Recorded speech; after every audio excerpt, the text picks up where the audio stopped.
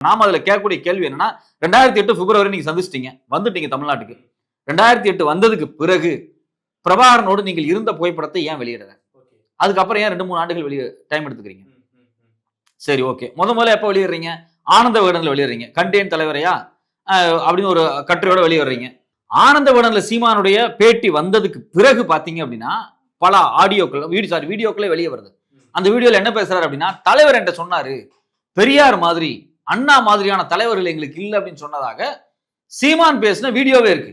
Okay. ஆனா இப்ப வந்துட்டு ஆரியமாயே பிரபாகரன் தான் உடைச்சாருன்னு சொல்றாரு. அதாவது விஷயம் என்ன அப்படின்னா 2012-13 வரைக்கும் ஒரு ஸ்டாண்டு, பெரியாரை ஏத்துக்கிட்ட ஸ்டாண்டு, பெரியாரை பெருசா விமர்சிக்காம ஓரளவுக்கு பெரியார் நம்மளுடைய வழிகாட்டி அப்படின்னு வச்சுக்கிற மாதிரியான ஒரு ஸ்டாண்டை நோக்கி நகர்றாங்க. அதாவது போயிட்டு வந்து 2011-12 வரைக்கும் பியூர் பெரியாரிஸ்ட். பெரியாரிஸ்டுக்கு பிறகு பெரியாரிஸ்ட் தலைவராக ஏத்துக்கல, வழிகாட்டியை ஏத்துக்கிறாங்க. அப்புறம் பிற்பாடு பெரியார் வந்து எங்களுக்கு தேவையில்லை, அப்புறம் பெரியார் எதிரி. ஸோ அந்த ஸ்டெப் பை ஸ்டெப்பாக அவர் நவர்றாரு. இதுல ரொம்ப முக்கியமான விஷயம் என்ன அப்படின்னா, அவர் பெரியாரிஸ்டா இருந்ததுனால தான் அவர் ஈழத்துக்கே போக முடிஞ்சது. அவர் ஈழத்துக்கு போனப்ப அவர் பெரியாரிஸ்ட். திராவிடம் பேசியதா, அதுதான் முக்கியம்.